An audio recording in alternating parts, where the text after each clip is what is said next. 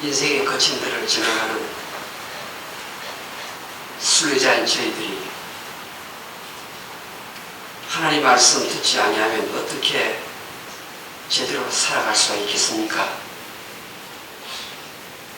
하나님께서 주시는 생명의 말씀, 우리를 일으키시는 말씀, 모든 상처를 치유하시는 말씀 100% 있는 그대로 받기를 소원합니다. 신실하게, 민감하게 한 말씀 놓치지 않고 우리 마음판에 바로 새겨지는 시간 되게 하여 주시옵소서. 예수님의 이름으로 기도하옵나이다. 아멘. 오늘은 갈릴리 바다 위에서 라는 제목으로 하나님 말씀을 생각해 보겠습니다. 오늘 설교는 이 자리는 없지만 원차의 마음속에 새겨둔 한 분의 목사님이 이 설교를 들었으면 좋겠다는 그런 간절한 마음으로 이 말씀을 준비하여 여러분과 함께 나누고자 합니다.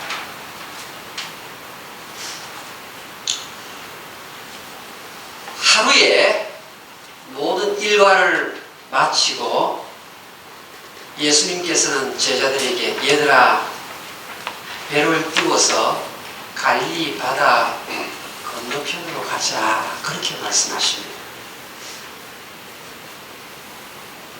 제자들은 아니 오늘 종일토록 일을 했는데 예수님 오늘 밤에 저녁에 배 타고 건너가지 말고 여기서 좀 쉬고 내일 아침에 떠나면 어떻겠습니까? 마음속으로는 그런 마음이 가득 차 있었지만 감히 아무도 말하지 못하고 석양빛을 받으면서 예수님과 12 제자들이 갈릴리 바다를 지나갑니다. 여러분 바닷가에 석양 참 황홀하고 멋있습니다. 제자들 입에서 어떤 노래가 나왔을까요? 주 하나님 지으신 모든 세계 그 찬송을 부르면서 지나갔을 것입니다. 참 아름다워라 주님의 세계는 이 찬송을 부르면서 예수님과 제자들이 신나게 저녁 시간 갈릴리 바다를 통과하고 있습니다. 이 12 제자들이 누구입니까? 자기의 모든 시간과 전 재산과 자기 일생을 예수님께 걸었던 사람들입니다. 그래서 기대감도 있습니다. 예수님이 잘 되면 자기들도 이득을 볼 것이라는 기대감도 갖고 이 저녁 시간 갈릴리 바다를 지나갑니다. 그런데 이 갈릴리 바다는 독특한 지형을 가지고 있기 때문에 예기치 않게 돌풍이 일어납니다. 바람이 불지 아니할 때는 굉장히 멋있는 바다이지만 한번 게일, 한번 스콜 이 폭풍이 일어나면 걷잡을 수 없는 성난 바다로 바뀌는 것이 갈릴리 바다입니다. 이 갈릴리 바다에 언제 돌풍이 부는가 하는 것은 전혀 예측할 수가 없습니다. 오늘 성경은 갈릴리 바다를 지나가는 12 제자와 예수님이 탄 이 배를 가리켜서 우리 인생의 여정과 같다고 말씀하고 있습니다. 우리 인생 여정이 똑같습니다. 한때는 굉장히 아름답고 멋있고 낭만이 있고 핑크빛 색깔 주림이 꿈을 꿀 수 있는 그런 현장, 그것이 우리가 걸어가는 인생 여정입니다. 그런데 전혀 예기치 않은 시점에서 비바람을 만납니다. A급 태풍을 만납니다. 그렇게 믿었던 아내와 남편이 돌아서기도 합니다. 자식들이 마음대로 되지가 않습니다. 형제간에도 그렇게 애정이 깊었던 오빠와 동생 사이에 이 광풍이 한번 불기 시작하면 예외 없이 정신을 못 차리는 상황에 빠지게 됩니다. 처음에는 그렇게 노를 저어서 아주 찬송을 부르면서 출발했던 항해였는데 바다 한복판쯤 되니까 거센 비바람과 파도가 일어나기 시작합니다. 제자들 중에서 그래도 뱃사람 출신의 베드로가 노를 세차게 붙잡고 젖기 시작합니다. 안드레와 야고보도 예외가 아니었겠죠. 얼마나 심했든지 배 안에까지 물이 들어오게 되었다고 성경은 기록하고 있습니다. 벌써 풍랑이 일어서 바깥에 물이 배 안에 들어올 정도면 상황이 어느 정도인지 짐작할 수 있습니다. 정확하게 지금부터 30년 전 갈릴리 호숫가 진흙더미에서 예수님과 제자들이 탔을 그 배를 고고학자들이 발견해 내었습니다. 1986년입니다. 이 배는 26피트의 길이고 폭이 7과 4분의 3피트라는 것을 알게 되었습니다. 갈릴리 호숫가 진흙더미에 박혀있는 이 배를 끄집어냈습니다. 12명의 사람이 타고 예수님이 타니까 13명이 탔을 경우에 별로 운신의 폭이 좁지 아니한 작은 배라는 것을 알게 되었습니다. 그런데 이때 예수님은 배 뒤편에서 주무시고 계십니다. 제자 중에 하나가 불평하기 시작합니다. 아니, 나서기를 좋아하는 베드로가 출발 직전에 예수님 오늘 피곤하니까 오늘은 여기서 자고 내일 아침 출발하시죠. 왜 그 말을 예수님께 하지 않았지 하면서 컴플레인하기 시작합니다. 여러 명이 노를 붙잡고 한번 방향을 잡아보려고 했었지만 워낙 거센 바람과 파도 때문에 점점 배 안으로 물이 들기 시작합니다. 할 수 있는 한 최대한 물을 바깥으로 퍼내면서 실험을 합니다. 그런데 상황이 A급 태풍을 만나고 보니까 안 되는 것입니다. 자기들 힘으로 얼마나 배 안에 들어와 있는 바닷물을 밖으로 퍼낸다고 꽤 여러 시간이 지나갔습니다. 도대체 자기들의 힘으로는 할 수 없고 배가 전복될 상황에 이르게 되니까 자기들이 잊었던 사실 하나를 발견한 것입니다. 이 배 안에 예수님이 타고 계십니다. 예수님이 처음 갈릴리 바다에 배를 띄우면서 풍랑이 하나도 없는 그 평강 가운데 출발하는 그 시점부터 오늘 폭풍우 속에서 바닷물이 배에 들어와서 어찌할 바 낭패의 상황 속 이르기까지 예수님이 여전히 우리와 함께 배에 타고 계신다는 사실을 그들이 기억하기 시작했습니다.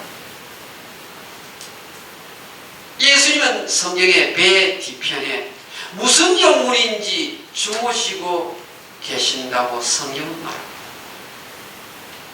예수님, 아니 이 상황 속에서 주무시고 계십니까? 우리를 도와주십시오.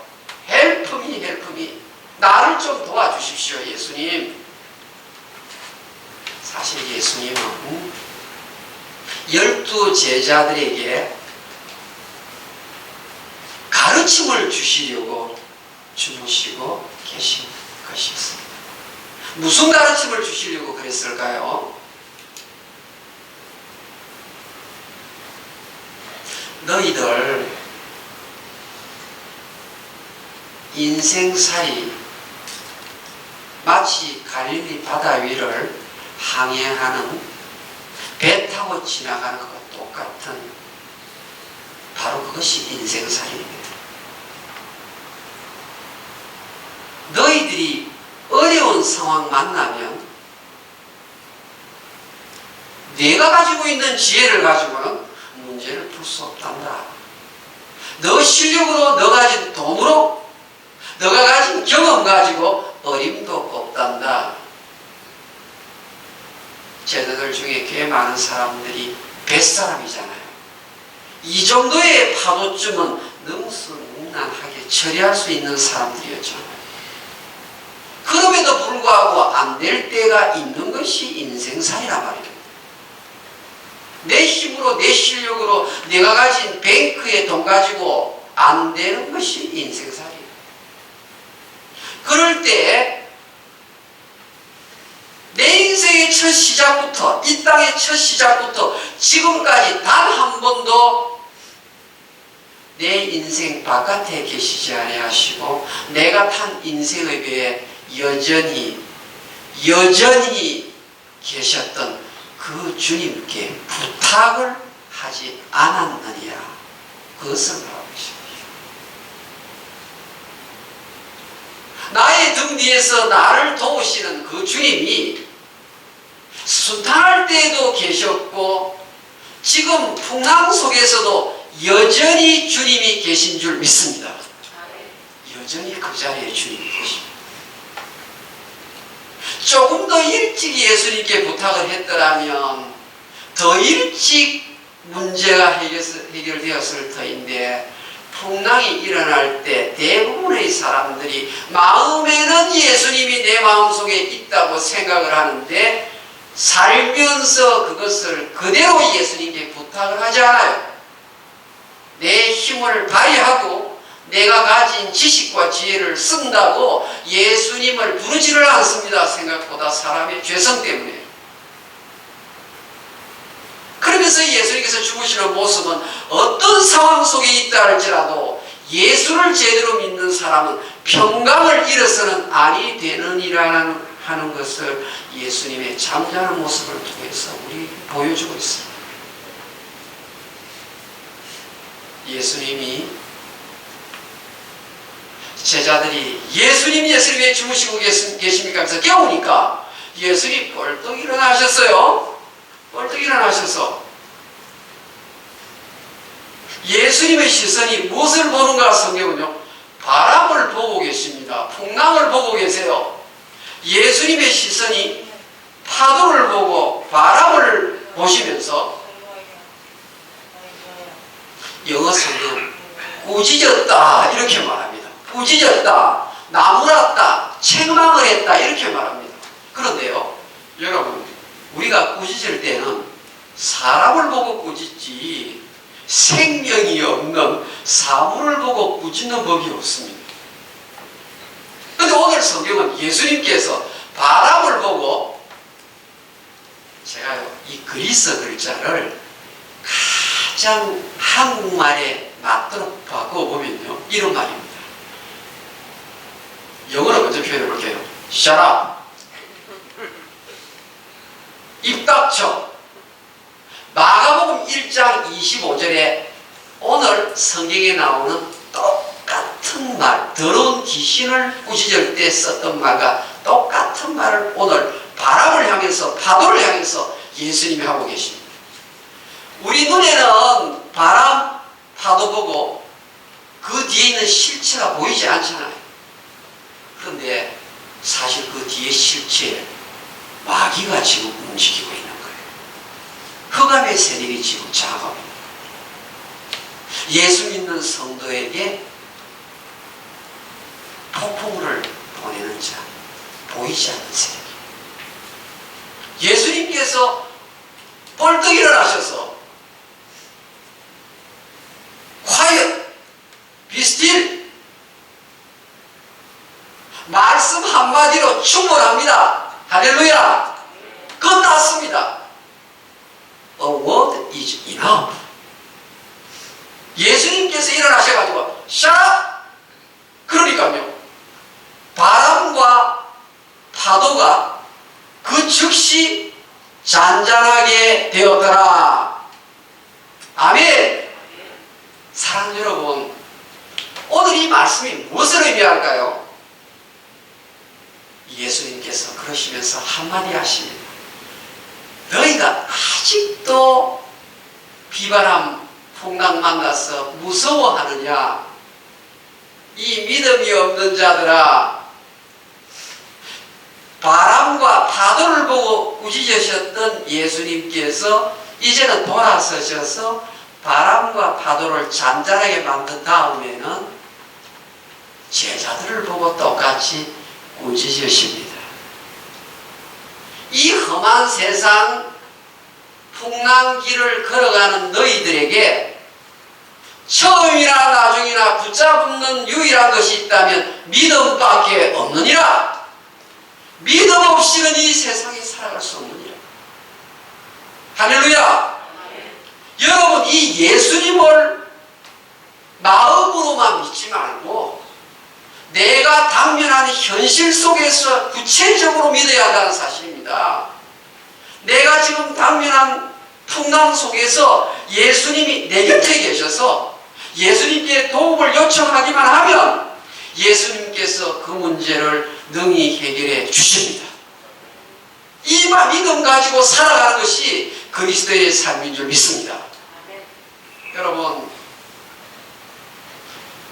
9월 18일 저는 인천공항에서 비행기를 타는 날이었습니다. 2주간 경기도 의왕에서 35명의 목사님과 함께 성경 말씀을 나눴습니다. 그리고 제가 여기 출석부를 갖고 있어요. 1번 고경욱 목사님, 2번 김동균 목사님, 3번 김동철 목사님, 4번 김명호 목사님, 5번 김성규 목사님, 6번 김성훈 목사님, 7번 김아무개 목사님. 저에게 이런 말을 합니다. 목사님, 제 딸은 12시에 시애틀로 떠나고 목사님은 2시 비행기로 LA에 가십니다.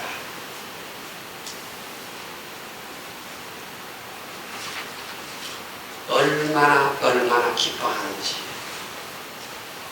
마침내 20살 된 이 딸을 시애틀 대학으로 유학 보내는 그 아버지의 상기된 얼굴 모습, 제가 지금도 기억합니다.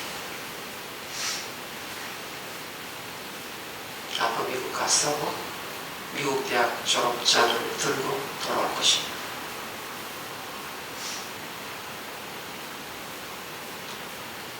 그리고 나서 5일이 지난 이번 주 목요일 날 제가 TV를 트니까 브레이킹 뉴스가 나왔습니다.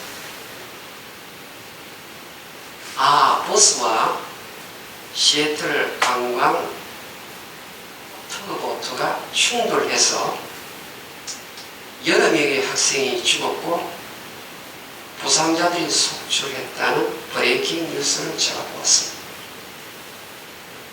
그때까지만 해도 저는 조금도 이 김 목사님의 딸이라는 생각을 하지 않았습니다.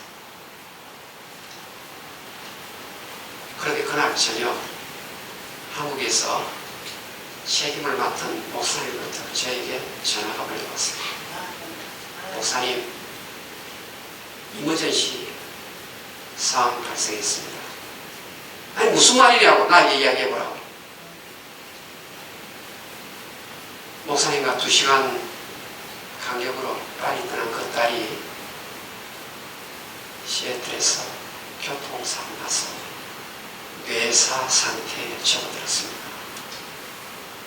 영사관에서 임시 영주권을 발급받고 지금 떠나는데 사모님이 기절 상태입니다. 목사님은 방도가 없겠습니까? 미국 첫 발걸음인데 어떻게 누구를 찾아가야 합니까?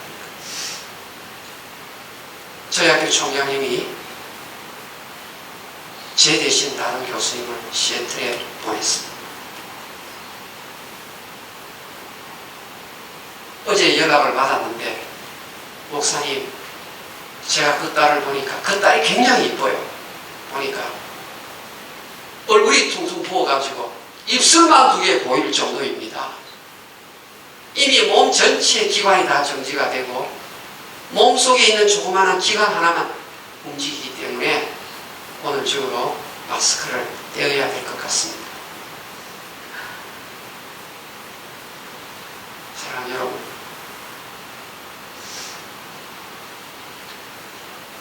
꽤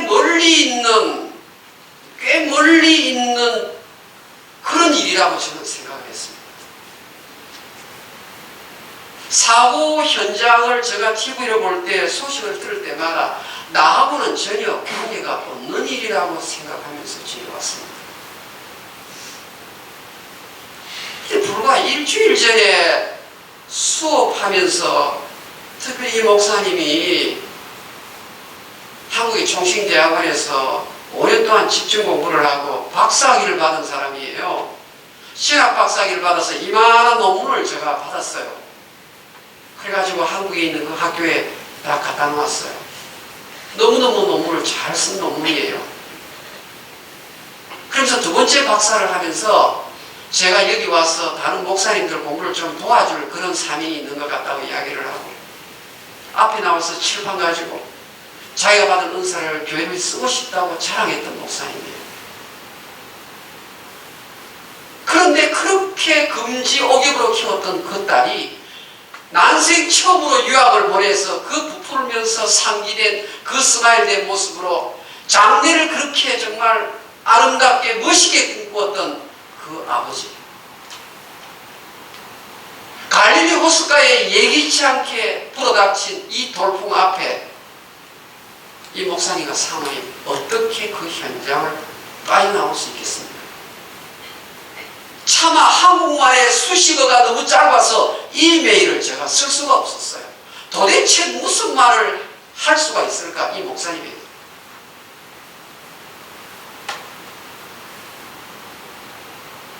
사랑하는 여러분,